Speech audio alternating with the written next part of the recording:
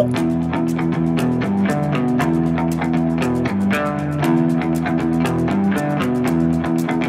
better just run for your life.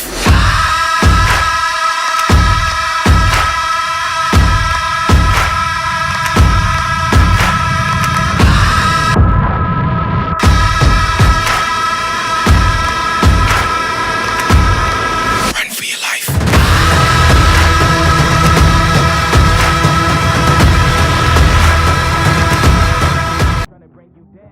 Woo! So, I hope that entry sequence kind of fired up a little bit and got you hyped up about what I'm going to talk about. The topic of this video, 5 tips that are going to help you improve your fitness videography today. These are things that you can take home, you can take on set or on location, wherever you are, and you can take them and you can use those skills to really increase the production value of some of your videos that regard fitness, because that's something that I do quite a bit.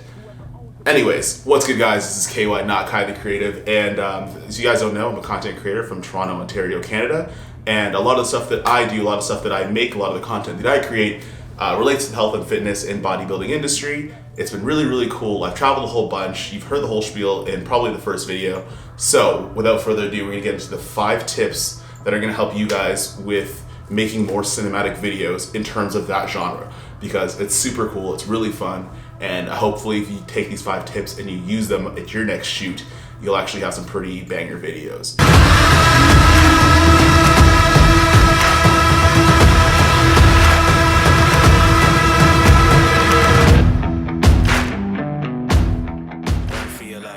So the first tip, and it's probably the most obvious tip in terms of creating some really dope fitness videos, is knowing the workout you're doing beforehand.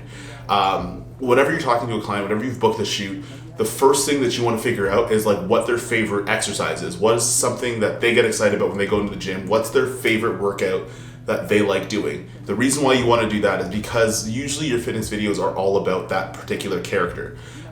You want to introduce that particular character, and whenever you can, you want to make sure that whatever they're the most comfortable about, whatever they're most excited about, that's the workout they're going to be doing, because that's going to be something that you're going to get the best cinematic shots, you're going to get the best reactions, you're just going to get very realistic looking excitement, you're going to get that hype feel of that particular video. So making sure that you just have a quick chat and just see like what their favorite muscle group is or what their favorite exercise is for that muscle group really helps create the story, but also really helps in terms of transitioning from movement to movement and making sure that you have clean transitions in your shots, and you have an overall good video. So picking something that particular person or whoever you're working with, picking the workout they like the best is probably going to yield the best results for your videos. The second thing that you want to make sure that you're doing in some of your fitness videos to make some cinematic shots and to get some really good content is you want to vary the shots that you have. Now,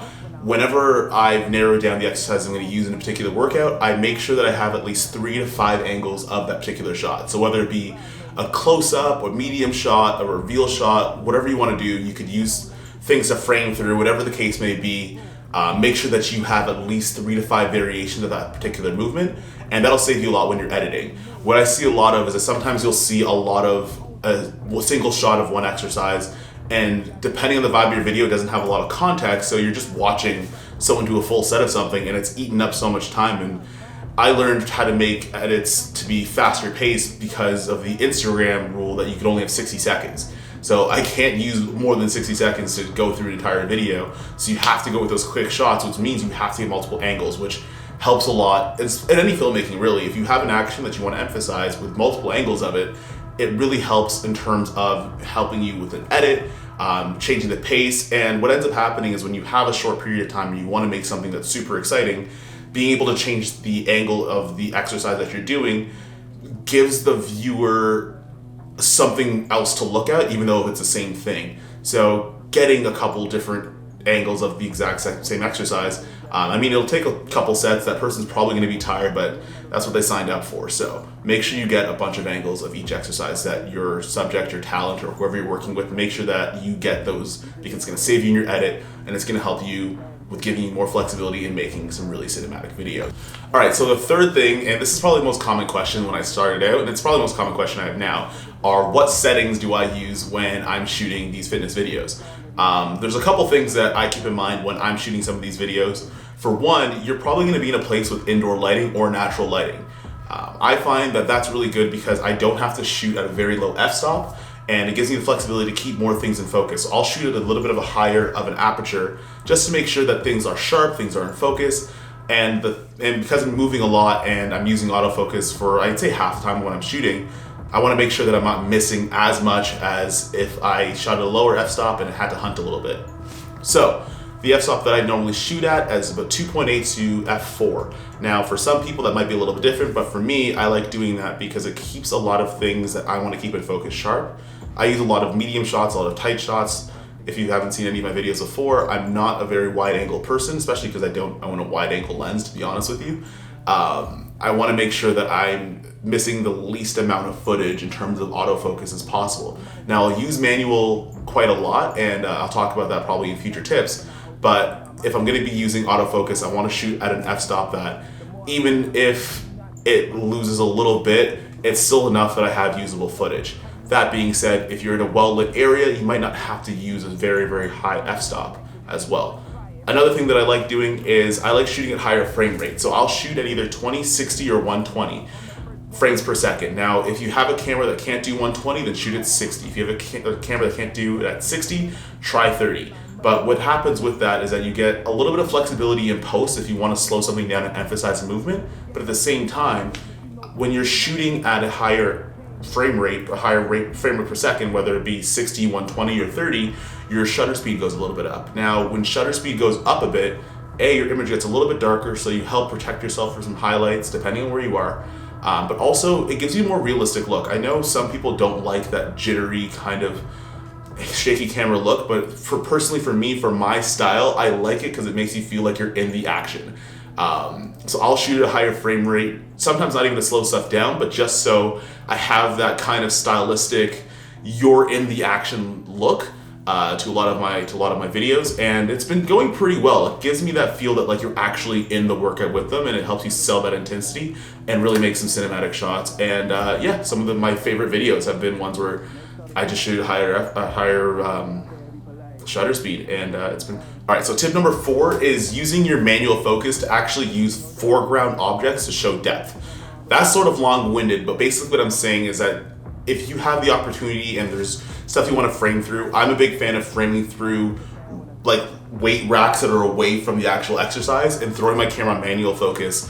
And that way I'm not going to have a giant hunt when I move back and forth through poles, or when I like back and forth when I move through like any of the racks that are around or anything like that. I'll use manual focus to kind of really focus in on that subject, and I'll use foreground elements to create that kind of depth so you kind of feel like a fly on the wall for that person's workout. Some shots you don't want to get super up close in people's faces. You want to kind of give it that feel that you're just an observer and then you've kind of disappeared into the edit. And that gives the person that you're shooting with, especially because the people that I work with aren't professional actors, not professional models or anything like that, the more comfortable that they feel, the easier things are. So I'll try to disappear myself and use techniques like shooting through things and shooting a little bit farther away so they can really focus on their workout. They don't feel like someone's watching their every move, even though you probably are. You're probably pointing your lens at them for the next couple hours. So use that tool, use your manual focus, and that's the best way to do it. And all you have to do is just turn your manual focus on until you focus on your subject, and you can just move around those foreground elements, and it really shows some depth, and it really creates some cool cinematic shots, and it helps you tell your story a little bit more. And it's just a different look. It's another angle that you can use in your arsenal to make your videos look really cool. All right, so tip number 5. This is my favorite tip and something that I've learned recently in terms of my shooting and how I've been able to make some really cool cinematic fitness videos is I shoot handheld. When I first started out, I always wanted to find the newest stabilizer was the best stabilizer. I need to get a gimbal. I need to get something to stabilize my camera because I wanted to get those super, super smooth shots. Now, keep in mind, if you're taking in some of the other tips that I've given out, if you are shooting at a higher frame rate, you're able to slow things down and kind of smooth out that camera shape. But what I recommend is actually just shooting handheld. What happens is you get a little bit more control. Now, if you want to change your focus, if you're using manual focus, if you have a zoom lens and you want to be able to really control how far you zoom and things like that and what looks you're going for, I found the best way to do it is actually to shoot handheld. Now, there's some ways and some things you want to consider when you're shooting handheld. For one, you want to add a little bit of weight to the camera. So I'll show you this thing. This is my A7 Mark III and a battery grip. Now, the battery grip is cool because I actually get to have a battery life that lasts a little bit longer, especially if longer shoots. But what ends up happening with this battery grip as well is it adds a little bit of weight to the camera too. Now, when you are focusing and when you are shooting handheld, the more weight you have in your camera, the more it's going to give you a more natural camera shake when you're running around, when you're running gunning and you're running around and you're shooting with your camera. So adding a little bit of weight is actually a really good way to help with your handheld shooting and make sure that the footage that you're actually using isn't too shaky.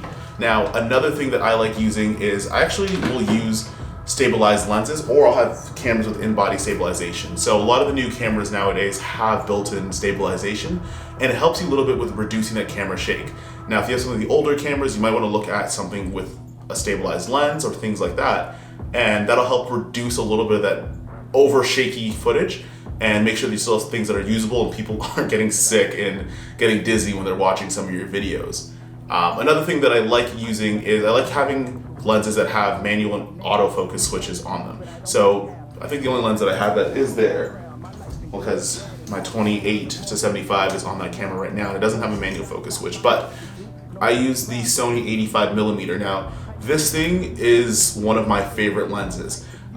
Typically, I like shooting at a lot longer focal lengths. I'll shoot at 55 or 85 or something like that, and we'll talk about focal lengths later. But what I like about this lens the most is that there's a manual autofocus switch that's on it. So if I want to change from manual to autofocus, I can do that just at a switch instead of going to my menu settings and changing it up anyways. Now, you can map a button to your...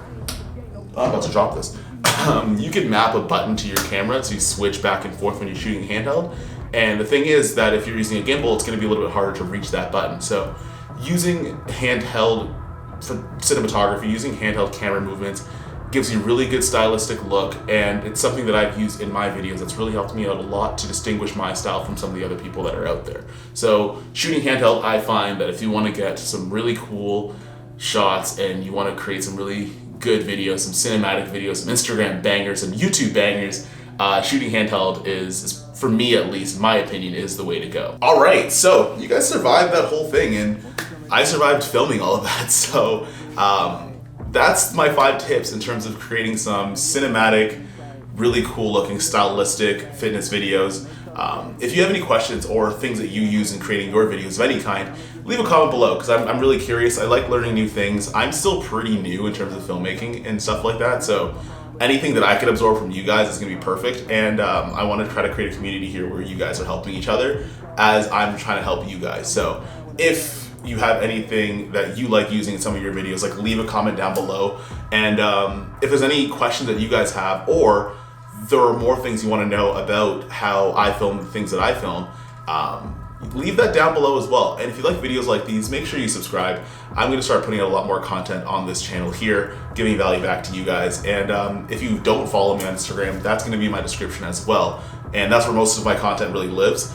I'll start posting a lot more of the videos that I have on here, but I haven't got around to that yet. So you're just going to have to wait, or you're going to have to follow me on Instagram. So the choice is yours. But this has been KY, not Kylie Creative, and we'll see you in the next video. Peace.